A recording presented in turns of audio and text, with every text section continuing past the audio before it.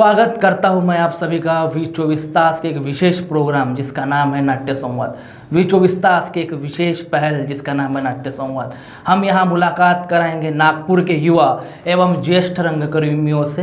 तो आज हमारे साथ यहां पर नाट्य संवाद में बातचीत के लिए उपलब्ध है नागपुर के युवा रंगकर्मी एवं कॉमेडी अभिनेता जिनका नाम है निशांत जी अजबेले। निशांत जी नमस्कार। बहुत बहुत स्वागत है आपका वी 24 तास के नाट्य संवाद इस माध्यम पर। निशांत जी हमें बताइए आपके रंगकर्म की शुरुआत कब कैसे और कहाँ से हुई? रंगकर्मी की जो शुरुआत है मेरी वो 8 साल से चल रही है। मुझे इस क्षेत्र में काम करते हुए 8 साल अभी हो रहे पूरे। मैंने जो शुरुआत की थी वो थोड़ी अलग थी, क्योंकि बचपन से मुझे अभिनय कला क्षेत्र में काम करने की रुचि थी और उसके बाद कोई प्लेटफॉर्म नहीं मिलता था तभी, और कोई गाइड करने वाला कोई नहीं था। तो उसके बाद मैं जब 7वीं 8वीं क्लास में था उस दौरान एक नाटक शुरू था और वो नाटक में मुझे काम करना था। तो मैं उनका नाम लेना चाहूँगा कि नागपुर के जो स्पॉट बॉय जो काम करते हैं कि अनिल भालेराव करके थे। मैं एक पिक्चर की शूटिंग में गया था और वहाँ शूटिंग में मुझे भी ऐसा लगता था कि मैं भी कभी कैमरे के सामने काम करूँ या मुझे भी कभी रंगमंच में काम करने की इच्छा होती थी बचपन से। और बचपन से जब स्कूल में मैं काम करता था और स्कूल में जाता था तो सर टीचर्स लोग की नकल वगैरह मैं किया करता था। तो बाकी रंगकर्मी जब काम किया करते थे तो मुझे भी ऐसा लगता था कि मैं भी क्यों ना काम करूँ बड़े पर्दे पे। तो उन्होंने मुझे पूछा कि तुम क्या करते हो, तू काय करतोस? मैंने उनको बताया कि मैं अभी 7वीं 8वीं क्लास में पढ़ रहा हूँ। तो उन्होंने बताया मुझे कि एक्टिंग नाटक तुझे पता है? मुझे बोला हाँ मुझे पता है, मुझे इसमें काम करने में बहुत रुचि है, बट मुझे अभी तक किसी ने गाइड नहीं किया है। तो वो मुझे फर्स्ट टाइम जब नाटक में उन्होंने काम दिया वो मुझे थिएटर तक उन्होंने पहुँचाया मुझे। और जब नाटक में मैंने काम करने की शुरुआत की तो पहले तो मैंने बचपन में मैंने कलाकार जो लोग रहते हैं, मतलब हर एक का स्ट्रगल होता है, ऐसा मेरा भी एक छोटा सा स्ट्रगल था। तो जब काम करता था तो घर पे मम्मी को बता के निकलता था कि मैं नाटक में काम करता हूँ, बट मैं नाटक में काम नहीं करता था। मैं as a spot boy labour करके काम करता था। मेरा काम था कि हथौड़ी से सेट ठोकना, कलाकारों के लिए पानी, कलाकारों के कपड़े प्रेस करना और कलाकारों का जो भी मान सम्मान है उनके लिए वो सब मेरे पीछे लगा रहता था। तो एक दिन ऐसा हुआ, एक नाटक में एक कलाकार जो एक अभिनेता है वो नहीं आया। तो जो हमारे दिग्दर्शक थे माननीय श्री संजय पेंडसे, जिन्होंने मुझे रंगमंच पे पहली बार काम दिया और वो मेरे आदर्श गुरु हैं जिन्होंने काम दिया। तो वो नाटक में जब उनका नाटक शुरू हुआ तो वो नाटक में उन्होंने मुझे एक कलाकार वो रिहर्सल पे जो तालीम बोलते प्रैक्टिस, वो नाटक के रिहर्सल पे नहीं है, तो उन्होंने मुझे बोला कि ये कैरेक्टर तुम प्ले कर सकते हो क्या? तो सब कलाकार थे, इनको लगा ये स्पॉट बॉय ये क्या काम करेगा। बट जब उन्होंने मुझे काम दिया तो जब एक कलाकार को एक पात्र मिलता है, एक भूमिका मिलती, तो उसको उसके दिमाग में एक ही रहता है कि ये मुझे कैसा पर्दे पे या नाटक में या रंगमंच में उतारना है। तो ऐसे मुझे भी लगा, उन्होंने मुझे काम दिया, वहाँ से काम शुरू हुआ, धीरे धीरे काम मिलते गया। सलीम शेख, उसके बाद बड़े गिरीश पांडे, संजय पेंडसे, उसके बाद और काम मिलता गया, छोटा छोटा काम मैं करते गया। पथनाट्य द्वारा मेरी शुरुआत थी। राष्ट्रभाषा भवन रूपेश पवार, उनके यहाँ से मुझे बाद में काम मिला। और सबसे पहले कॉमेडी विनोद अभिनेता करके एक नाम मिला, तो वहाँ से मिला, क्योंकि पहली बार उन्होंने मुझे कॉमेडियन करके मैं सामने जब मैंने काम करना शुरू किया तो वो थिएटर राष्ट्रभाषा भवन, वहाँ पे भी मुझे मतलब मेरे जो फ्रेंड हैं उन्होंने मुझे वहाँ तक पहुँचाया, जो रंगकर्मी है विजय पवार, उसके बाद अनिल भालेराव। मतलब मेरे जो 8 साल के करियर में जिन्होंने मुझे काम दिया, नाम दिया, जो भी दिया, ये सब उन लोगों की वजह से है। तो फिर वहाँ से मेरा सफ़र शुरू हो गया। धीरे धीरे नाटक के बाद comedy play, short film, episode, comedy show, cafe Marathi, Mumbai तक गया, मुंबई में काम किया। और इन 8 सालों में अभी भी मैं सीख रहा हूँ, जो भी कुछ सीखा है मैंने 8 सालों में। तो ये सब एक कलाकार का जो संघर्ष है वो संघर्ष कभी ख़त्म नहीं होता, आपको पता है, संघर्ष शुरू रहता है कलाकार का। तो जहाँ से संजय पेंडसे सर के यहाँ से काम मिला तो उसके बाद फिर काम मिलते गया। मतलब पहले तो मैं स्पॉट बॉय था, काम तो कुछ था नहीं मेरे पास, पर वहाँ से काम मिला। पिलाट्रू करके पिक्चर का शूटिंग शुरू था, वहाँ पे मैं एज अ पिक्चर देखने गया था, मुझे काम करना है नाटक में। तो जो प्रवीण जी देशकर है, चिन्मय देशकर के जो पिताजी, उन्होंने भी मुझे बहुत, मेरे करियर का हिस्सा है, उन्होंने भी मुझे बहुत सपोर्ट किया। और ऐसा करते करते सफ़र शुरू हुआ। शॉर्ट फिल्म, कॉमेडी शो, उसके बाद cafe Marathi comedy show, event, नाटक, और ऐसे करते करते करते करते शुरुआत हो गई धीरे धीरे। निशान जी, जैसे आपने जहाँ से रंगकर्म की शुरुआत की थी और अभी भी आप रंगकर्म कर रहे हो यहाँ से, Yes. तो जैसा आपने जहाँ से शुरुआत की और अभी जब आप खुद को तो आप देखते हो Yes. एज अ एक्टर, मतलब तब का निशांत और अब का निशांत, इसमें क्या फ़र्क महसूस होता है? हाँ, तब का जो निशान था वो निशान एज अ लेबर था, स्पॉट बॉय। कलाकार बनने की बचपन से ख्वाहिश थी मेरी, बट किसी ने काम नहीं दिया। पहले तो बोला नाटकात काम करना तुझं काम नहीं है, तू लेबर हैस। तो ऐसे भी मुझे लोगों ने कमेंट्स किए। उसके बाद मैं जब रिहर्सल से साइकिल से जाता था मैं रिहर्सल करने, तो जब मैं घर पे रात को लौट के आता था तो मेरी जो मम्मी थी वो लोगों को बता दी थी चाल में कि मेरा बच्चा जो है वो रंगकर्मी कलाकार है। पर मैं एज अ कलाकार नहीं, एज अ लेबर वर्क करता था। तब थोड़ा किधर तो भी बुरा लगता था। फिर उसके बाद क्योंकि ये संघर्ष जो होता है, अपने घर वाले कभी भी सोचते कि मेरे लड़के को किधर दिक्कत ना होए, वो अपना कार्य कर रहा है तो उसमें उसको दिक्कत ना होए, तो ऐसा फिर काम मिलता गया वहाँ से। पर पहले का जो निशान था वो निशान ऐसे ही काम करता था, बस एज अ काम करता था। पर वो जो निशान था मेहनत और एक लगन, वो अगर साथ में नहीं रही तो अपन कुछ भी नहीं कर सकते, ये आपको पता है। निशान जी, नागपुर जिले में एक रंगभूमि है Yes. जिसे 150 साल की परंपरा है, Okay. जिसे झाड़ीपट्टी रंगभूमि कहा जाता है। हाँ। वहाँ पर आपका एक बहुत बड़ा नाम है। वहाँ के जो पोस्टरों में होते उधर के गांव में आपका चेहरा दिखता है और वो लोग टिकट लेते हैं और आपको देखने को आते हैं। उस बारे में ज़रा हमारे दर्शकों को बताइए आप। झाड़ीपट्टी जो है वो 150 साल की परंपरा है। गढ़चिरौली, भंडारा, वड़सा, चंद्रपुर, इस साइड में रात को नाटक होते हैं, जिसको बोलते हैं अपन नाटक जो होता है मंडली, जहाँ पे मतलब बड़े बड़े गांव में नाटक रात को 12 बजे शुरू होते हैं, तो मॉर्निंग को 4 बजे वो नाटक का जो प्रयोग है वो ख़त्म होता है।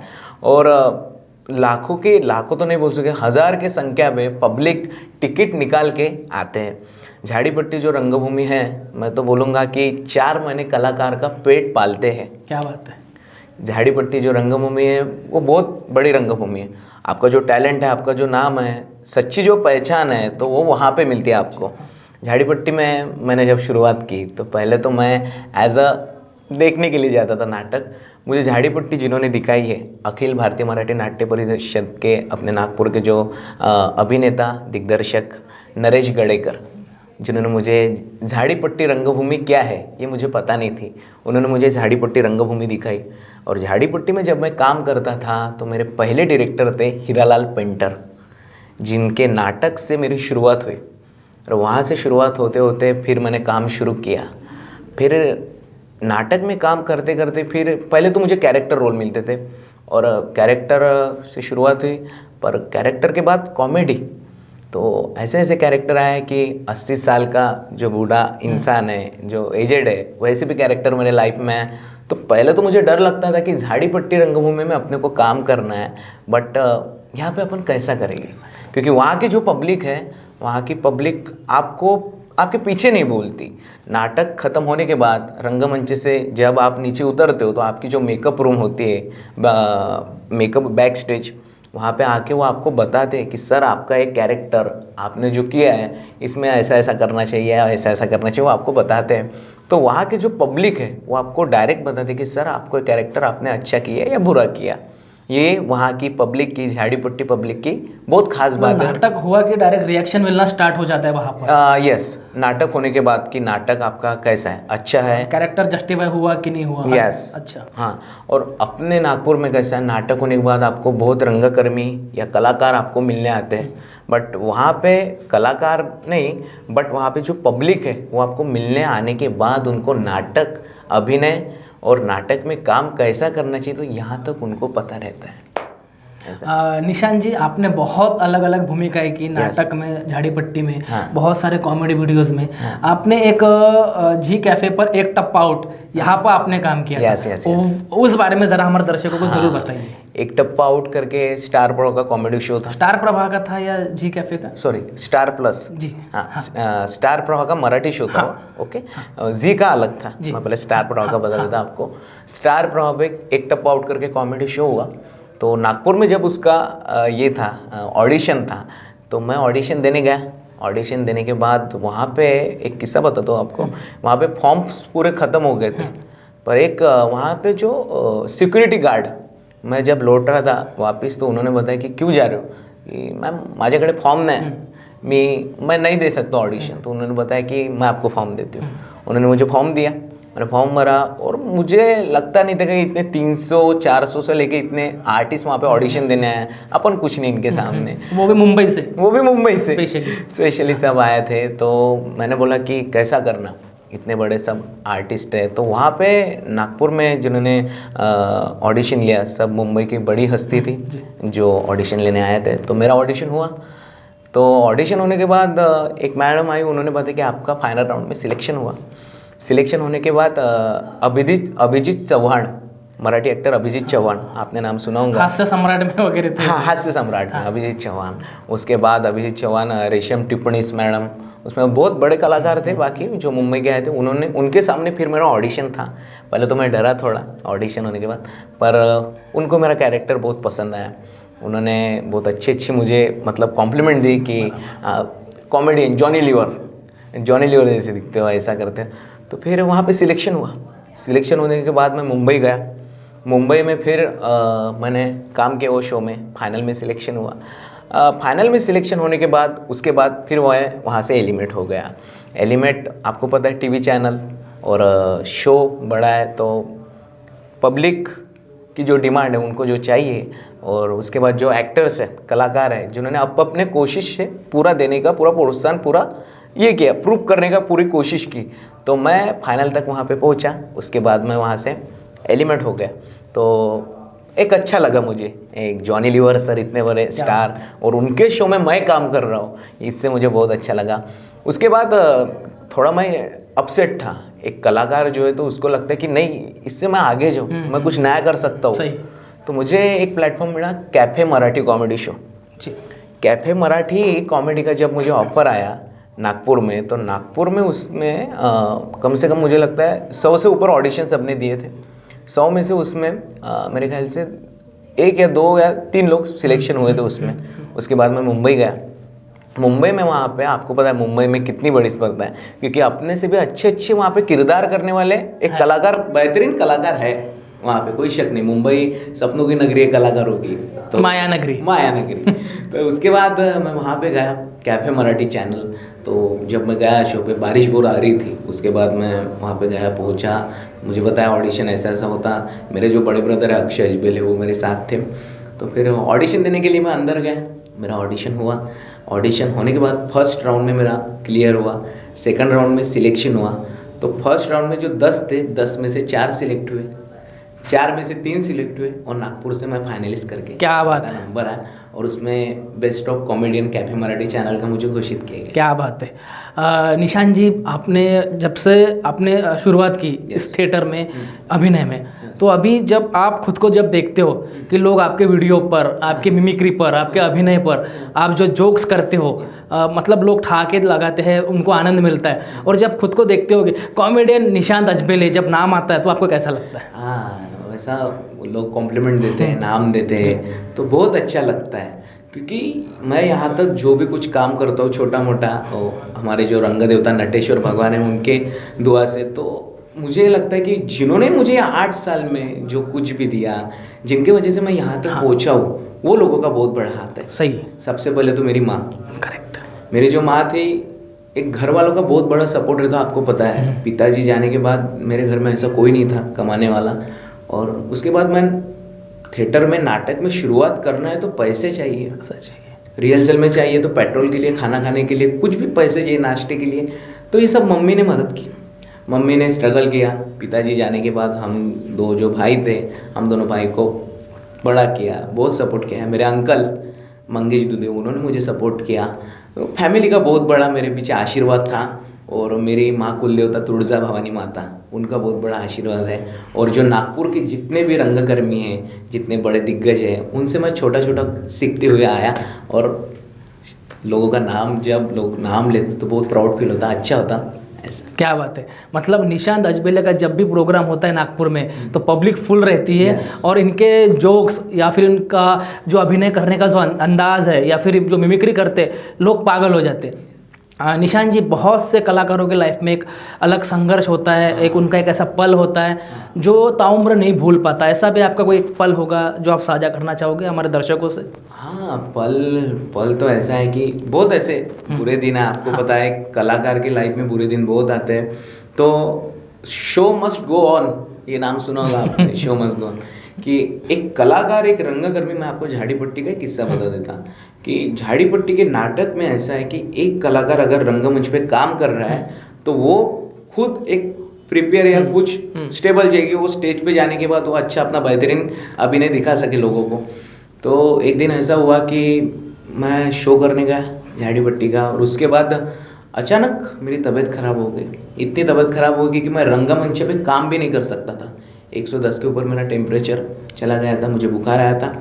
उसके बाद वहाँ के जो कलाकार थे उन्होंने बोल दिया की नाही, आम्हाला असं काही नाही, माहीत कलाकार तुमचा पाहिजे स्टेजवरती उभा। तर मग त्यानंतर मैं बहुत अपसेट था उस वक्त, और मैं बोला मैं क्या करूँ अभी। मैं बहुत रोने लगा कि अभी कैसा, ये क्या करूँगा। स्टेज पे मैं कॉमेडियन हूँ और इतना बड़ा कैरेक्टर, 80 पेज का कैरेक्टर लोगों के सामने पेशकश करना है, और कॉमेडी करना बहुत हार्ड है। रुलाना बहुत आसान है पर हंसाना बहुत मुश्किल है, आपने सुना होगा। तो बहुत बुरा टाइम था वो मेरा।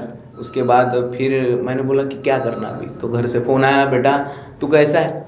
मैंने बोला मम्मी मैं एकदम ठीक हूँ, मस्त हूँ, मज़े में हूँ। पर मैं सच में उस टाइम बहुत अपसेट था कि मैं कैसा करूँगा रंगमंच पे काम। तो फिर मेडिसिन ली, पानी पिया, और सिर्फ मैंने एक ही किया कि मुझे बेहतरीन करके वहाँ पे जाना है और काम करके जिससे नीचे आना है स्टेज। तो मैंने स्टेज पे गया, मेकअप किया। जो हमारे कुछ कलाकार थे उन्होंने बोला चल चल लवकर कर। उनको पता ही नहीं कि इसको कितना बुखार है।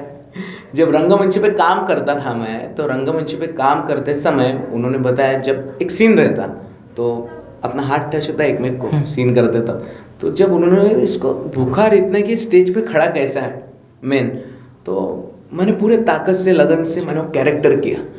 और ऊपर वाले का बहुत बड़ा आशीर्वाद रहता है कलाकार के पीछे। तो नटेश्वर भगवान अपने रंग देवता है। मैंने भगवान को एक ही बोला कि मैं आज रंगमंच पे काम करूँगा, मुझे आप संभाल लेना।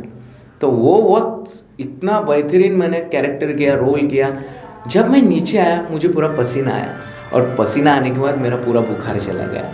और उसके बाद जितने भी शो थे मेरे बहुत अच्छे हो गए, और वो एक लाइफ का हमेशा किस्सा है। उसके बाद ऐसे बहुत किस्से। नागपुर में भी जब गणपति नवरात्र में अपन शो करते हैं, तब भी हम, मेरे जो कलाकार दोस्त हैं उनके साथ मैं उमरेड में शो करने गया था। तो वहाँ पे भी मेरे साथ ऐसा ही कुछ हुआ, बुखार, खांसी, सर्दी। तो जो मंडल वाले थे उन्होंने जिद पकड़ ली कि हमको कुछ भी करो, नाटक शुरू करो। तो मेरे जो कलाकार थे, अविनाश पाटिल, नितिन ठाकरे, ये जो मेरे रंगकर्मी दोस्त थे, इन्होंने बोला कि तू मत कर काम आज नाटक में, क्योंकि तू खड़ा नहीं रह पाएगा।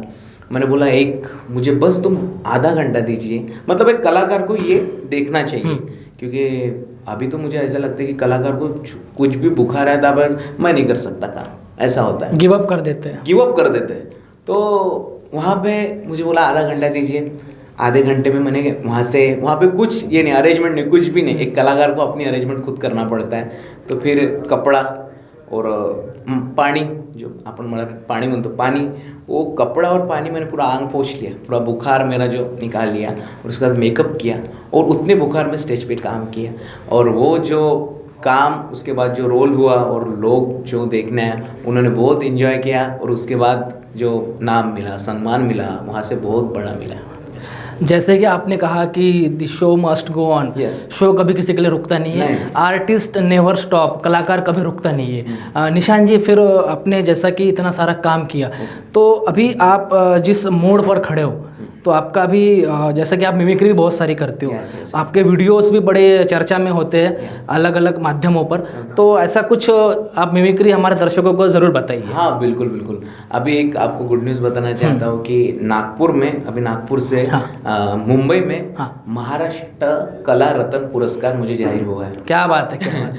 कॉमेडियन अभिनेता, बेस्ट ऑफ कॉमेडियन अभिनेता करके पुरस्कार जाहिर हुआ है। अगले महीने मेरी मुलाकात है दूरदर्शन सह्याद्री चैनल क्या पे। बात है। तो मैं तब जाने वाला हूँ। और अभी फिलहाल में मैंने एक 14 वॉइस का एक मिमिक्री सेगमेंट शूटिंग हुआ मेरा। अच्छा, जल्दी- रिकॉर्डिंग? हाँ, शूटिंग हुआ। ओके, studio हाँ, में। हाँ, हाँ। तो जल्दी जो हमारे रंगकर्मी प्रेक्षक हैं उनके लिए मैं एक शो ला रहा हूँ, एक कॉमेडी हास्य जत्रा का। क्या बात है, एक बहुत अच्छा show खूब। रहा हूँ। और हमारे दर्शक ज़रूर देखेंगे उस प्रोग्राम को। बिल्कुल बिल्कुल। और नागपुर में एक नया कार्य शुरू कर रहा हूँ अभी फिलहाल में। क्या बात है। कि 1 फरवरी से नागपुर में acting, comedy, dancing, tabla, guitar, singing, body health, motivation, ये सब मेकअप से लेके ये सब आप अभी देखते हो फिलहाल में कि सदा अपन एक्टिंग या डांस का क्लास लगाते हैं तो 60 और 70 हज़ार रुपये फीस मांगते हैं। तो मैंने ऐसा सोचा कि क्यों ना ये मैं कम इसमें सिखाने की Yes, कोशिश करूँ। correct. तो जितने युवा मेरे से जुड़े हैं उनको मैं 100 रुपये से लेकर तो जितना भी उनसे होता है मैं उनको सिखाने की पूरी कोशिश कर रहा हूँ, पूरे टीचर्स लोग बुला के।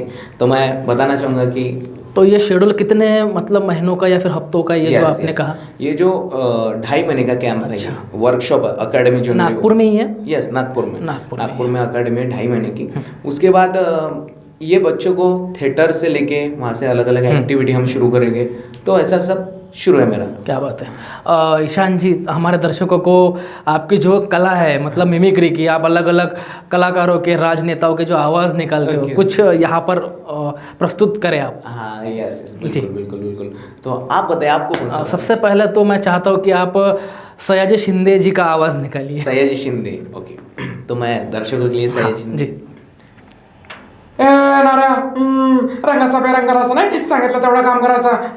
यावर्षी तिकीट मला मिळाले पाहिजे 20-24 तासच्या ऑफिसमध्ये. ए चिमण्या, चल घरी हो, निघ. कोरोना तिळगुळ का, गोड गोड बोला. हो बे, गॅरंटी के साथ. क्या बात है निशान जी। माजी मुख्यमंत्री महाराष्ट्र के देवेंद्र फडणवीस, उनका भी। यस, देवेंद्र फडणवीस। अध्यक्ष महोदय, मी आज 20-24 तासच्या प्रोग्राममध्ये आलेलो आहे. मला खूप चांगलं वाटलं. माझी फॅमिली बाहेर उभी आहे. तिळगुळ खा, गोड गोड बोला. मकर संक्रांतचा हा जो सण आहे हा साजरा करा. नवीन वर्षाच्या खूप खूप शुभेच्छा. मी पुन्हा येईन. Thank you. आप फिर से आओगे और हम आपको ज़रूर बुलाएंगे। अगर आप ऐसे मिमिक्री करते रहोगे तो हम आपको ज़रूर बुलाएंगे निशान जी। निशान जी, मकरंद अनासपुरे। यस, मकरंद। हाँ जी। अगं ए गंगू, ए बुचके, अगं काटे में जैसा नाव है, अन गंगू नाम का मेरा डाव है. अगं गंगू, आंघोळीला पाणी गरम आण, थंडी लागली आहे गड्या. अगं काढ गाढव कुठं गेलं म्हणायचं. नवीन वर्षाच्या गंगू तुला खूप खूप शुभेच्छा. ए तुताडे, भुजमागे, बुचक्या तोंडाचे, चल जातोय मी मकरंद अनासपुरे. आओ. आओ, क्या बात है निशान जी, बहुत खूब। निशान जी, Raj Thackeray. Yes yes yes, Raj Thackeray जो है, राज ठाकरे साहब, जिनके बात करने का जो तरीका है वो जमलेल्या माझ्या तमाम मराठी बांधवांनो, भगिनींनो आणि मातांनो, एक गोष्ट नक्कीच, महाराष्ट्रामध्ये फक्त महाराष्ट्र दिनच साजरा होणार. उत्तर प्रदेश, बिहार दिन वगैरे आम्ही साजरे करणार नाही. तो एक बसलाय तिकडे बिहारला, कानाची केस वाढवून. ते काय बोललं ते? गंगा में स्नान करना चाहिए रे राज ठाकरे को. छठ पूजा उसके घर के बाहर आके करेंगे. येऊन तर बघ, परत जातो की पहा. ते शत्रुघ्न सिन्हा, चांगला भला माणूस. परत काय बोलले? राज एक अच्छा आदमी है, कलाकार है. एवढं बोलल्यावर तो विषय का काढला? मला जास्त बोलायचं नाहीये, भाषणाला वेळ कमी आहे. आणि मी ते आलो आहे. 20-24 तासचं ऑफिस चांगलं आहे, चाललो आहे. माझी प्रेक्षक मायबाप बाहेर वाट पाहत आहे. आणि नवीन वर्षाच्या हार्दिक शुभेच्छा. धन्यवाद. जय महाराष्ट्र. क्या बात है निशान जी, बहुत खूब, बहुत ही, मतलब आप तो बहुत ऐसे आवाज़ निकालते हो, मुझे पता है। ईशान जी, ये मतलब ये जो मिमिक्री की जो कला है, Yes. ये आपको कैसे, मतलब आपने इस पर क्या रिसर्च किया कि ये अलग अलग आवाज़ आप निकालते हो? हाँ, रिसर्च मतलब ये था कि पहले मैं मकरंद अनासपुरी जी का वॉइस निकालता था हर एक शो में, बट आज मैं 40 वॉइस से भी ऊपर निकाल. क्या बात है, बाप रे।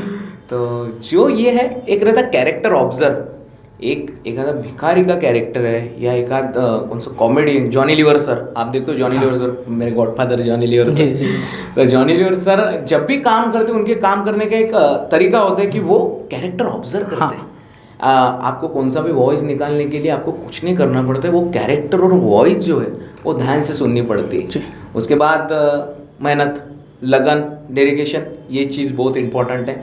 तो धीरे धीरे सीखता गया और आज भी सीख रहा हूँ और लोगों का प्यार है बस। कलाकार हमेशा सीखता ही रहता है, ताउम्र भर कलाकार इसी में बड़ा बनता है। और निशान जी, अभी आपके आने वाले प्रोजेक्ट क्या है, उस बारे में ज़रा बताइए। यस, आने वाला एक मेरा मराठी प्रोजेक्ट, एक कॉमेडी वेब सीरीज़ मैं शुरू कर रहा हूँ जो फिलहाल में अभी, और उसके बाद एक मराठी मूवी है जिसका मैं नाम तो अभी नहीं ले सकता, आपको थिएटर में देखना। हाँ बिल्कुल, ज़रूर देखेंगे हम। एक मराठी सिनेमा चित्रपट कर रहा हूँ जल्दी। नागपुर के जो रंगकर्मी है वो भी उसमें मेरे ख्याल से अच्छे अच्छे रंगकर्मी हैं और उसकी शुरुआत होने क्या वाली बात है। ईशान जी, जाते जाते एक कोई भी एक आपका अभिनय का पीस हमारे दर्शकों को बताइए जो आपको अच्छा लगे, या फिर जिस पीस से, मतलब जिस पात्र से आपने वाहवाही लूटी, नागपुर में कहिए या फिर झाड़ीपट्टी में कहिए, तो एक पीस करके दिखाए बैठ कर ही। बिल्कुल बिल्कुल पक्का। मराठी या हिंदी, कोई भी, मराठी में चलेगा, ऐसा कुछ नहीं है।